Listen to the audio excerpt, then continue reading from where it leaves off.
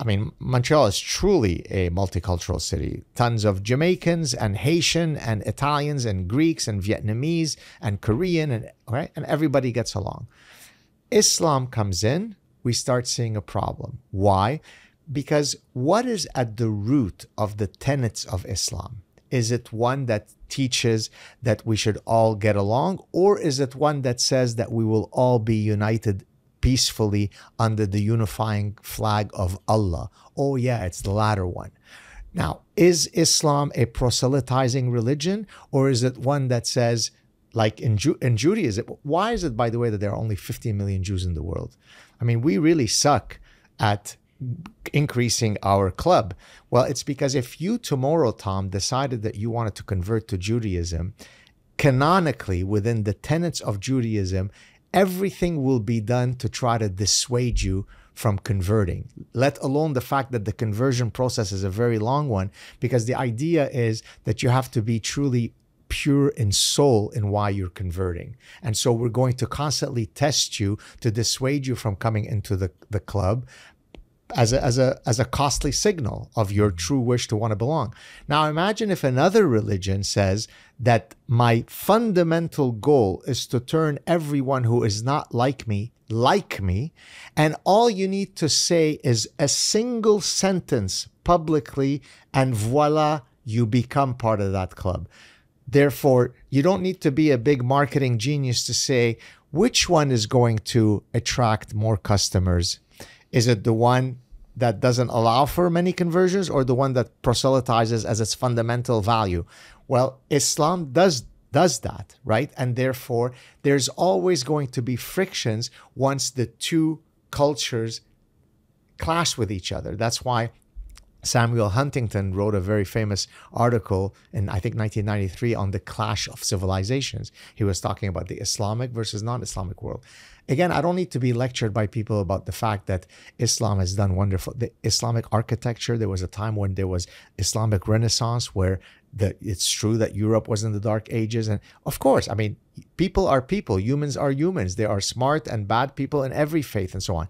But the codified tenets of Islam, do they allow, to use your terms, maximal human flourishing? Well, nothing could be clearer, and the answer is no, in that it doesn't grant you the dignity of individual freedom, right? And therefore, it's going to clash with a society that is built on individual freedoms and individual dignity. Now, again, today, when Islam in the United States is at 1.5%, 2%, you're not going to see it much. It's not going to matter. When it's going to be 10% and 12% and 15%, you're going to be sending me an email saying, ooh, I think I should have listened to you. By the way, to close the parenthesis on that woman that I had sent her the clip, about 3 months ago, Tom, she sends me an email 14 years after that original exchange. And she goes, I don't know if you remember. Oh, I remember. You're in the parasitic mind. Although I didn't mention her name. Right. I didn't violate her identity, but she probably didn't read the parasitic mind, because she's saying, I don't know if you remember, we had a spicy exchange 14 years ago where, and well, now I've kind of come around to seeing it. Well, yeah, because now you live in Montreal and you're seeing the changes of the past 14 years. And probably your kids were beaten up at school because they were not Muslim. And so that's the regrettable part, which is we could solve this problem today with less bloodshed, or we'll solve it tomorrow with more bloodshed. People will wake up. The problem is that the autocorrection will not be peaceful. Yeah, so it's this is an intertwined web that I'm just now beginning to think through. But one question that has to be asked is, to me, this is just how global movements work. And so we think we're at the end of history, but the reality is that we're not, and that people are conquered, colonized, just savaged throughout all of history. And if you look at migratory patterns, so you're looking at Montreal and saying, hey, I don't want to have a bunch of people that don't share my values. I have a feeling you'd feel that about any place that was going to want you to live under their values instead of just leaving you be. So can be Muslim, can be whatever. Yeah. Could be Martians. Right. So I don't want people to overly focus on Muslim, though that is the reality that we're talking about right now. But that is uncomfortable for you, but this is exactly, from my early read, and tell me if you think I'm getting something wrong, exactly how Israel ended up coming to be. Was like, hey, we want to get more and more Jews that have been scattered all over the world come in. Just first, it's about numbers. It's about getting people here slowly, slowly, slowly.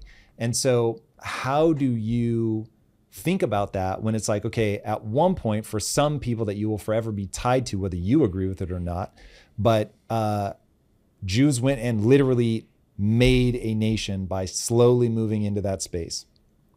And now I see it playing out across Europe. I see it playing out in Canada. I am sure it's going to start playing out in the US.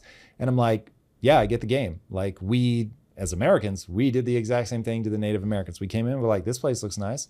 And so how do you think through that problem? Look, Golda Meir, who was the prime minister of Israel, I think maybe the fourth from maybe 1969 to 73 or something around that. I might get the numbers wrong. She was the first female prime minister. Has a couple of quotes that really capture the dilemma in that region. One thing she said is that if the Palestinians learn to love their children as much as they hate ours or something like that, then would have peace. Maybe I botched it a bit. And the second one is that if we put down our arms, there would be a genocide. If they put down their arms, there would be peace. It has nothing to do with piece of land. It has nothing to do with contested territories. Let me break it down for you. I recently discussed this on the Joe Rogan show, but it's worth repeating here for those of you who don't watch Joe Rogan. Islam has the concept. It's a duality concept. The world is divided into two. There is Dar al-Islam and Dar al-Harb. Dar al-Islam means the house of Islam. Dar al-Harb, Harb in Arabic means the house of war. So the entire world is broken up into either blue or red. House of Islam or house of war. What does that mean? Any land that Islam conquers and then loses is forevermore canonically under the house of Islam.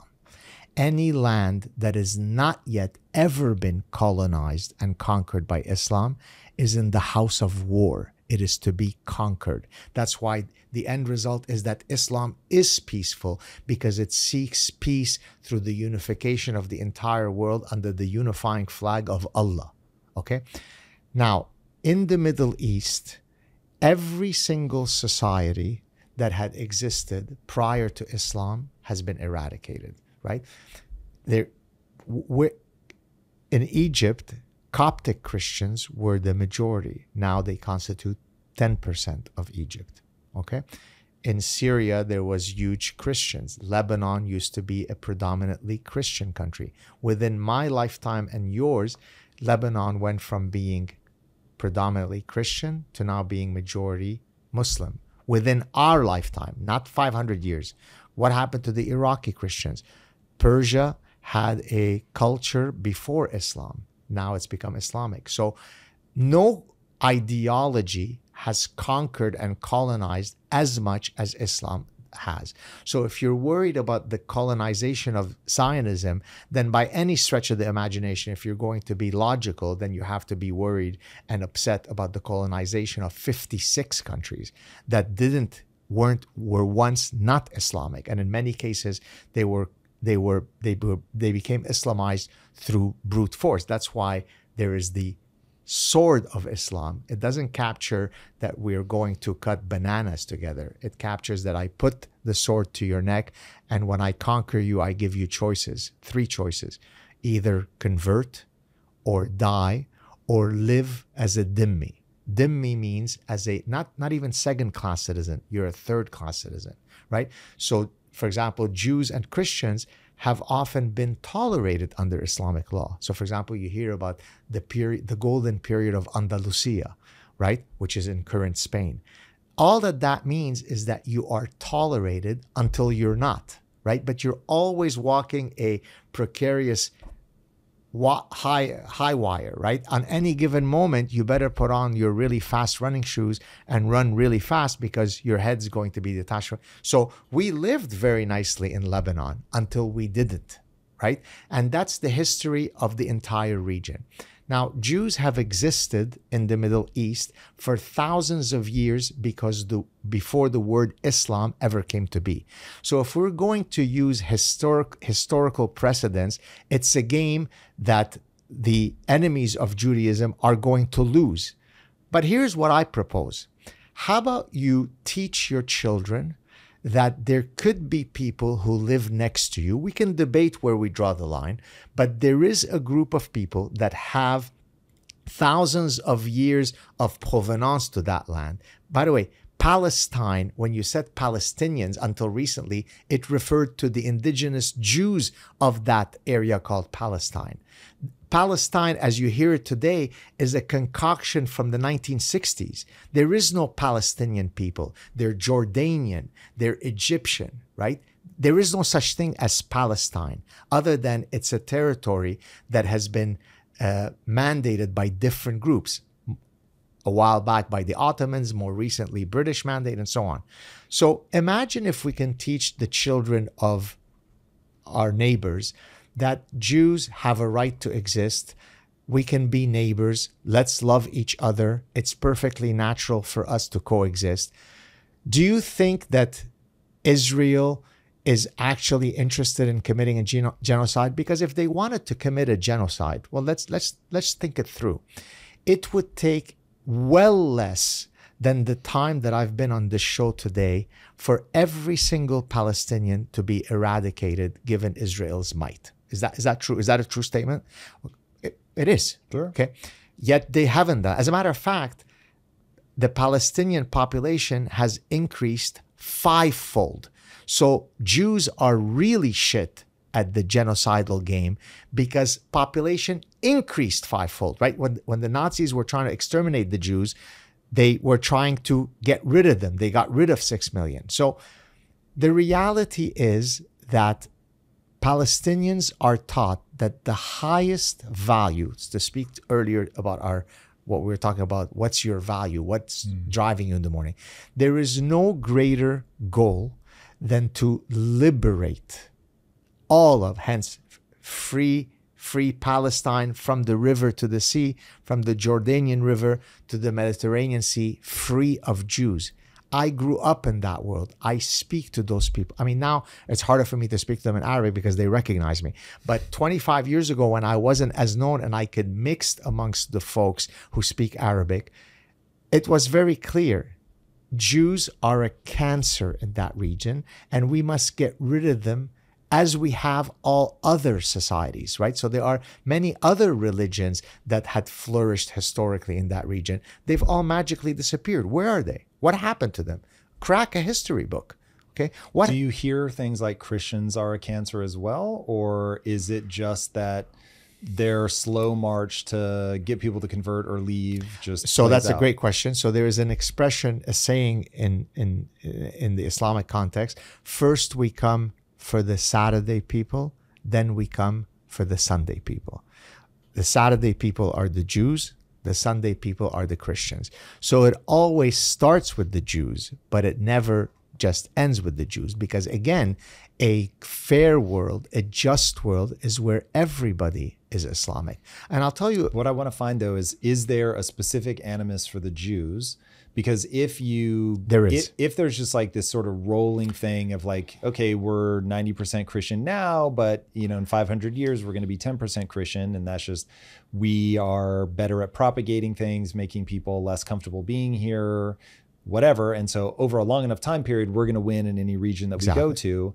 But there's no particular animus for Christians or Jews. It's just like, we'll get rid of them. But if there's specific animus for Jews that there isn't for Christians, even though they've both been pushed out of the region, then obviously it begs the next question, which is why a specific animus for the Jews? It's canonical. It's in the teaching. In the Quran? That's right. There are three quote holy books in Islam. There is the Quran, there's the Hadith, and then there's the Sirah, the biography of Muhammad. Okay. And now different people, they could be Quranic literalists who say, no, I only rely on the Quran. There are others the Hadiths are basically the deeds and the sayings of Muhammad. But and then there is a mechanism by which you assign to a particular story in the hadith its veracity. So in Arabic, sahih means, well, how true it is. And so here is a story that's narrated by such and such about how Muhammad did such and such. And by the way, because Muhammad is the ultimate model to emulate forevermore, then those stories are really important because they become moral teachings about how to act. So if Muhammad did behavior X, one of the reasons why, now you may think that that behavior is reprehensible, but the reason why you can't say that that behavior is reprehensible, because how could it be that the most perfect moral person that's ever lived would ever do something that is reprehensible? That's why you get the mental gymnastics of trying to justify why he did this and not that, okay? So those are the three books that you rely on. And we don't have to guess. Bill Warner, who is by training a physicist, so he's trained in the scientific method. Many years ago, he founded a center called the Center for the Study of Political Islam, where he applies what's called content analysis to answer such questions. Does the Quran and the Hadith have a lot of Jew hatred in them? Well, I don't have to guess that. I can use the scientific method to gauge that. How do you do that? So what content analysis does is it allows you to come up with a coding scheme to do the hermeneutics, the content analysis of any text. So for example, if I want to study literature, so never mind religious text, I want to study how often in classic canons of Western literature do we place greater value on female beauty in the protagonist versus male beauty. So there is a tool I can use called the content analysis that would allow me to say, out of these 100 classic literature novels, 79% of all cases where a character is described regarding their beauty, it is female. So it's clear, it's clean. So I can go to those texts and study what those texts say about Jews. It's not pretty, Tom. It's really not pretty. As a matter of fact, Bill Warner compared the amount of Jew hatred in Mein Kampf. You know the guy with the little mustache? I do. You remember him? Yeah, for better or worse. Remember him? Okay. So Bill Warner does an analysis of Jew hatred in Islamic texts versus Mein Kampf. Oops, it doesn't look too good. So you don't need to believe Gad Saad, but you have to do something that most people, to go back to our earlier point, find very, very difficult to do. It's called think. It's very hard for me to go and apply my cognition. I'd rather just hear Barack Obama tell me that Islam is peace and it teaches peace. It doesn't, right? I mean, look, have we talked on this show about the Jew hatred that I faced growing up in Lebanon? Well, we certainly did the first time. I can't remember if we did last time, but the Jew hatred part we will certainly get to. What I'm trying to tease out is, so there is a narrative going around about what's happening with Israel, yes, that I think is very difficult to tease apart. So one narrative is that this is really just about this tit for tat, back and forth. You killed this person, we killed that person. If you start the clock at October 7th, this really gets crazy making.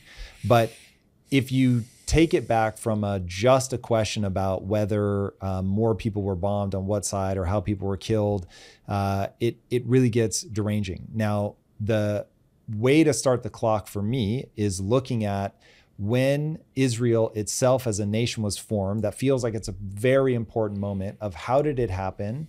What would I expect people to have a reaction to that? And then to spend time on the question of, what are the consequences of Israel existing? I won't even ask whether it should exist, because now I'll leak my own bias. It does exist. It has existed for a while. And just like, so my wife's family half the family lived in the part of Cyprus that got invaded and taken over by Turkey. They lost everything in an instant. Turkey is what religion? I will assume it is Islam. Yeah. Okay. So anyway, setting that aside for a second, they came in, divide the island in half. The north is now Turkish and the south is Greek. My stepmother-in-law lost everything again in an instant. And so I know somebody who will cry if you even bring it up. It was a very traumatic moment, obviously, for the family. But the response has been, it's divided, it's done. We're not going to go in and lose a bunch of life trying to reclaim this. We're, 50 years down the road. So that's very much the take I have. How it came to be is a very separate question from whether it should exist. It does exist. It's there. I think it has a right to defend itself, all that good stuff. But I can understand from you guys, Jewish people moved into the area, slowly built up the population, and now some Jewish people moved into the area. There were many Jews who lived in that area for thousands of years before Islam existed. They are indigenous people. Fair. Jews are indigenous to that land. But I wouldn't expect that to be any comfort at all to the people that, just like are in Montreal right now. I don't expect it to be comforting to you if we suddenly found out that Muslims that lived there 1,000 years ago, right? It's like, sure, but my family's here, my value system reigns supreme, and slowly but surely people are coming in and asking me to live in their way. So let me contextualize this for you in a very rich personal history. My brother-in-law is Egyptian Jews. African Jews, North African. His family is from Alexandria. That's where a lot of the Egyptian Jews were. Then in the 50s, it became untenable to be Jewish in Egypt, so they escaped and left. So remember that story. So kicked out of Egypt. Never mind Egypt of the pharaohs many thousands of years ago. Okay. My grandparents, some of them were Syrian Jews.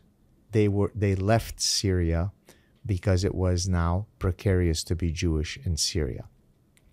We ended up in Lebanon. We're all Lebanese. We were kicked out of Lebanon because we're Jewish.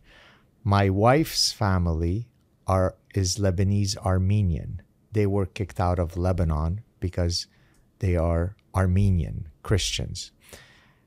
Their ancestors, 1915, were exterminated in Turkey, right? So just within my family, I've just given you Egypt, Syria, Lebanon, and Turkey. What's common to all those four is the ideology that's driving them. What's also common is that the victims of that ideology were a minority in that bigger land. So Israel, that's what happened to the Jews when they had to flee. Some decided to stay. So in 1948, the civilized world said, look, there are two peoples who live here. Let's divvy it up. We can debate about the details, but that'll put us into weeds that we'll never solve.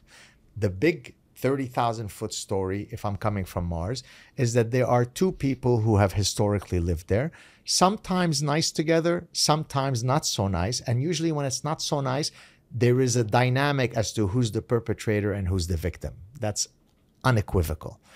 And then one day the civilized world, in part precipitated by the fact that some really bad things had happened to Jews in the Holocaust, said, it would be fair. All peoples of the world have land that they call their own. It would be fair if a slice were given to these people and to those people.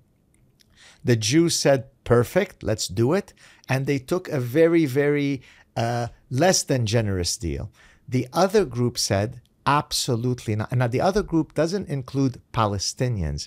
It's the Arab world. That's why in 1948, there was a war of annihilation, which the Arabs lost. Then in So sorry, this is going to fractal really fast. And so I want to take one issue at a time. Sure. Okay, I want to see if I understand your position correctly on what it is like to encounter a Muslim population. So Muslims take over. That's part of the ethos of the religion. And that you didn't say this, but I have a feeling that this is part of what you're trying to stop me from doing. not to get sucked into the level of the conversation about how Israel was formed. That's you're gonna miss the bigger point, which is I, Gad Saad, have a message to the West, and my message to the West is Muslim is a proselytizing religion. It will come into an area, it will build its numbers up, and it will, being generous using their own language, they will unite us all in peace under Allah. Exactly. Okay. Now, that doesn't mean, as I say that 99% of Muslims don't go about their day merrily living peaceful, good lives, not caring about any of the canonical texts that call for Islamic supremacy. But that's to be distinguished from what the dynamic of the demography will result in, which is there is no place that Islam has gone where there has been an increase of flourishing of people who were not Islamic. You know, we just have to crack books. There's a lot of data. There's 1,400 years of data across 56 countries. Okay. So Israel, the world decided it should exist. And Israel said, great, let's live together. Let's shake hands. The other camp said, that can't be right. By the way, on his deathbed, Muhammad said, promise me that you will rid Arabia of the Jews. That doesn't sound very peaceful. That seems like it's not a good idea. Okay, so now we have this bunch of Jews who are, they have the gall and chutzpah of being able to forge their own destiny, of actually being militarily powerful. No, I will tolerate the Jew as long as you are a good dhimmi. And if I decide that your daughter is really pretty and I'd like to marry her, you're going to fork her, right, Jew? That's what it's called to be a dhimmi. Open it. Dhimmi, by the way, you spell it in English, Dhimmi. Your viewers can go and read it later. Okay? So, yes, Jews are tolerated in Islamic lands until they're not tolerated. Know your place, Jew. Be quiet. Don't cause trouble. Okay? So, in 1948, a bunch of Arab countries decided to attack Israel, and they were going to solve the problem. And in which case, we would have free Palestine. Free Palestine would not have been, we're going to allow the Jew. It was an extermination war. They lost it. Then 1956 came along. In 1956, the president of Egypt was Gamal Abdel Nasser. He was a very charismatic populist guy. He was a pan-Arabist, meaning that he was trying to unite the entire Arabic nation. We're all one nation. In Islam, there's the concept of the Ummah. The Ummah is Islamic nation. I could be Malaysian, I could be Indonesian, I could be Albanian. We're all united under the family of Islam. It doesn't matter where I come from. Okay? So he and the rest of the Arabic countries in the region attacked Israel again. So now we have 1948, a war of extermination, they lost. 1956, war of extermination, they lost.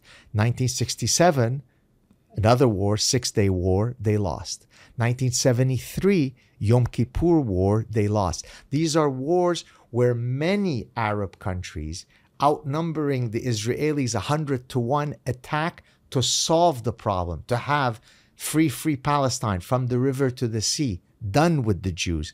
They lose. Now, Israel, in one of those wars, had won the entire Sinai Peninsula, which would make the landmass of Israel 50 times bigger. So if they were a colonialist who are trying to grab landmass, they would have kept that land. You attacked us, we won it, it's now part of our thing. They gave it back to Anwar Sadat when in 1978, the Camp David Accords, where Egypt recognized Israel. So Israel said, we're willing to give up a landmass that is 50 times bigger than all of current Israel, which we won in a war that you attacked us, but please F off. Can we live in peace? Okay? And then since that point, there's been several intifadas. Each of the intifadas is to solve the Jewish problem, right? In the Hamas charter, it says you're going to annihilate not just the Jews in Israel, all Jews. There is a hadith that says the world will not end until the tree speaks out and says, oh, there's a Jew hiding behind me. That's not, you can go look it up, right? Now, does that mean that every Muslim is walking around wishing to kill Jews? Of course not. Do I have tons of Muslim friends who come to my house and don't give a shit about any of this? Of course, yes. But Islam as an ideology, is it one that promotes individual flourishing coexistence? No. So nothing could be clearer than that. So, I didn't give a damn about Israel until October 7th. I mean, I have a lot of family there, but I didn't even care so much about my Judaism. But I know that the other folks care about my Judaism. So it became really important for me to be Jewish post October 7th. And when I was running really fast as a kid to not be decapitated. Being Jewish is number 977 of interesting things about Gad Saad. But you're forcing me to care about my Judaism, because when I'm afraid to walk on campus because there's a bunch of maniacs screaming from the river to the sea, then I have to care about being Jewish. But if I could never hear about being Jewish again, I would be perfectly happy. So this problem will be resolved when the Palestinians decide that the world, life is short and there are such incredible things to do together.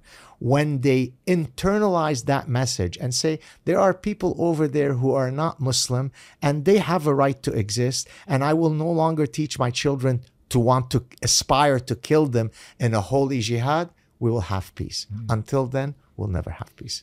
Okay, I want to say your position back to you to make sure that I understand. And thank you for giving me the opportunity to speak for so long. Yeah, and of course, this obviously is one of the most difficult and intractable problems of our time.